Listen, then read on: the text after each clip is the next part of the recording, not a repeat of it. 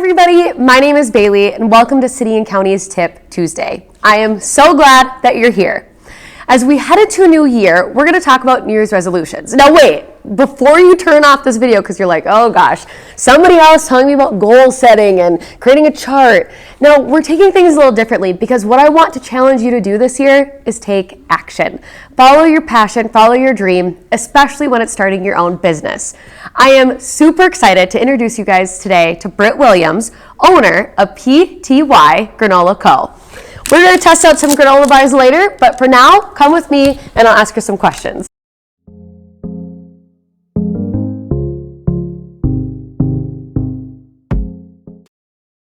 Hi everybody, I am so excited to introduce you to Brit Williams, owner of PTY Granola Co. Thank you so much for coming today. Thank you for having me. I appreciate it. Absolutely.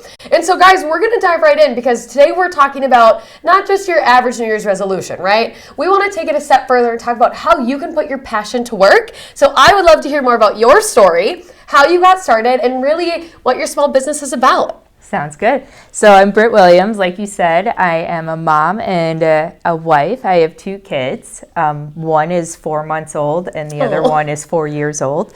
I started this business back in 2015. My husband was eating granola bars, and I won't say the name of them. And they had like zero nutrition. I looked in there and I was like, why are you eating this? And he's like, because it tastes good. So I went and found a recipe and was like, all right, I'm going to make this taste really good. I'm going to jam pack it with a bunch of nutrients. And he's not even going to know that it tastes good or that it like is super good for him. He just is going to know that it tastes good. And so I started making those. I made one for myself, and then I'm a full-time event planner as well. And so I would bring my granola bars on site to for all the staff just to say, like, here's some homemade goodness, we're out on the road, here you go. And one of my clients in 2019 was a national health food store. And the staff was like, do you sell these? And I was Wow. No, but should I? So that was April 2019. And by June 2019, I had a business plan and I sold my first granola bar.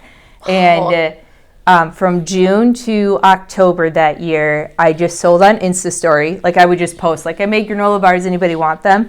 And then I would send them out and like have people taste them, and like I'd figure out the texture and sent out some like surveys. And then by October, I made my website. And then by January that next year of 2020, I got my cottage kitchen license so that I could get into farmers markets. And I was like, let's see, like, do people actually want to buy? Yeah, yep. Let's just see where this goes. And so I did that, sold a bunch of granola bars, and then I was like, let's do some more. So I got into a commercial kitchen January 2021. Okay. And then this past year was all about like refining everything, getting the granola bars consistent, getting my nutritional labels, getting like the pans the right way so all of the bars would cut the same way. And then I really dove into rebranding. So something that's coming up within the next quarter is you'll see all new packaging, all new brand, and even a new logo. So Bailey said that I was PTY Granola Co., which is brand new. I'm formerly known as Please and Thank You Granola Bars. But we went through some trademark learnings, and now I'm a new name. And but it's still the same. We still stand on the same 3 pillars of good for you, good for humanity, and good for the earth. Gosh, I love that. And what an incredible story. And I think too, from our members who are watching this video thinking about small businesses and I'm ready to take this leap of faith. And then even we were talking earlier about your trademark situation. Now there's no way you could have planned that or had that even thinking about it. So there's definitely a lot of hurdles. But before we even get to what that looks like, I think when you start, people started saying your granola bars are great and like, do you sell them? Where did you kind of stop and think, okay, I am actually ready and I'm taking this feedback seriously. I'm going to take that leap. When was that moment for you and how did you know it was the right time? I think that is a gradual moment for me. And what I've done with my business is I've only spent what I've made and made what I've spent. And Brilliant. And so what I do is I take one step, make sure it's the right step, and then I say, okay, who's the next person that's going to get me to the next step, and then the next step. And so, and if those steps cost me money, I have to be able to make that. So sell granola bars, make the money, and then go forward. And so I took it pretty slow to begin. And I think that helped me make the decision of, is this the right thing to do? Because I wanted to grow my company and I wanted to grow the foundation of it. And if people aren't interested, that I'm not spending thousands of dollars.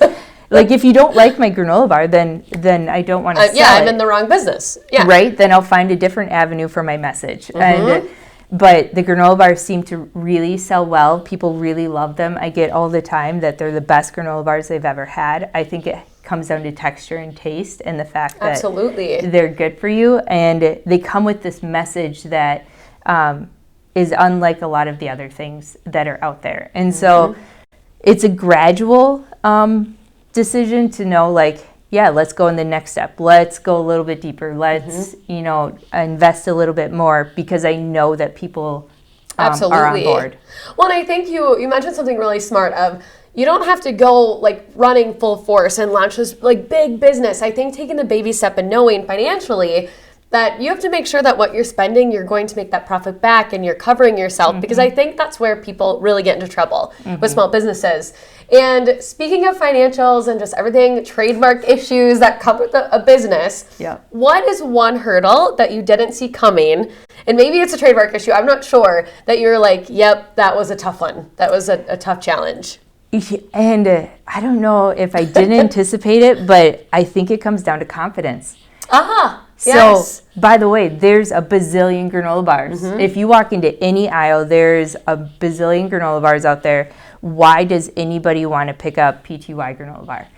Why do they care about me? Why do they care about the company? Why do they care about the bar? And I think the hurdle, month over month or quarter over quarter, is reinstilling confidence in myself and what I'm doing. And it always goes back to, like, this is the intention. This is my message. This is why I want to do it.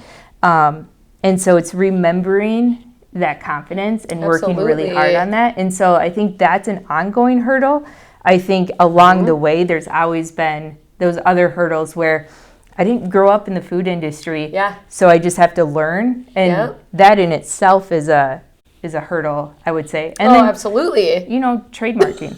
And having to change your name and your brand and figure out what that all is together. But I think it actually worked out for the better, right? Like, it kind of is a more modern, like, quick name. It's cute. Like, it's a part of the branding. I think it all worked out. It happened for a purpose. And there was a reason why I didn't trademark it in the beginning. I didn't have the funds to apply for it and pay for a lawyer to do it. And so now we are, and maybe that's just what it was supposed to be.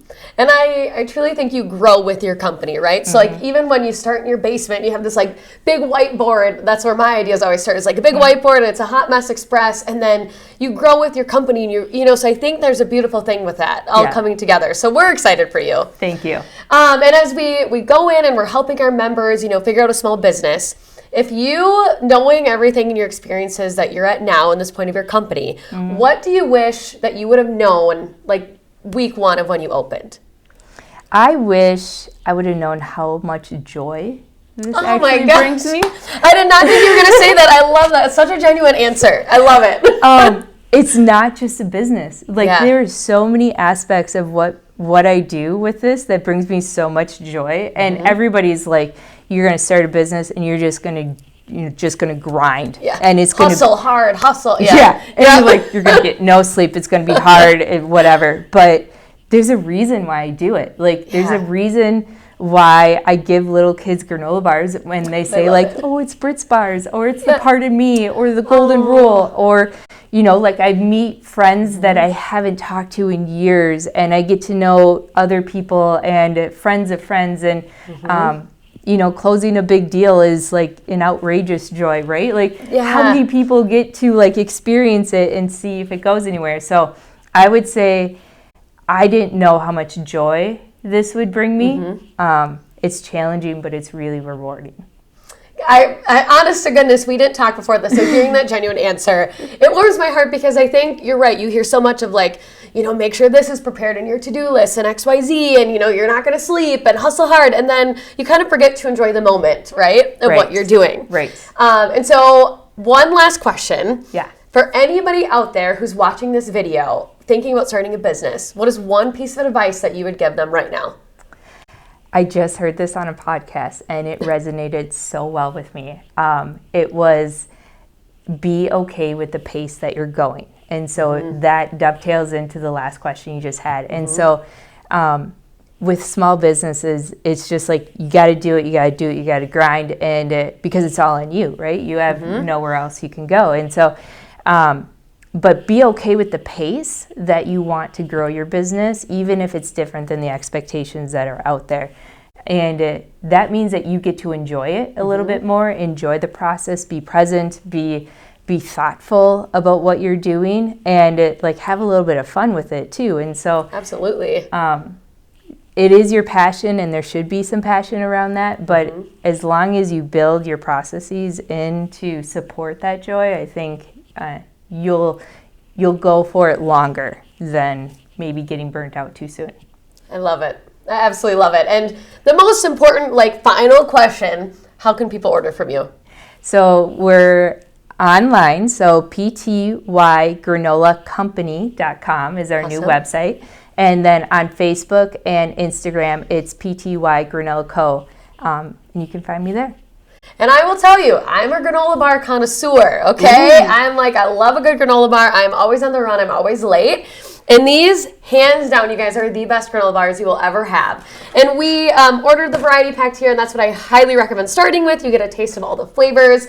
We're going to link all the websites, the Instagram, Facebook handles right in the comment section or in the description, so you can easily go on and order.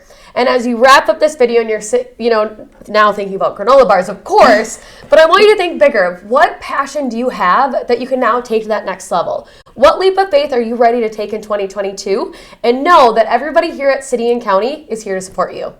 And with that, thank you so much, Britt, for joining us. We are beyond excited for you. I appreciate it. Thanks, guys.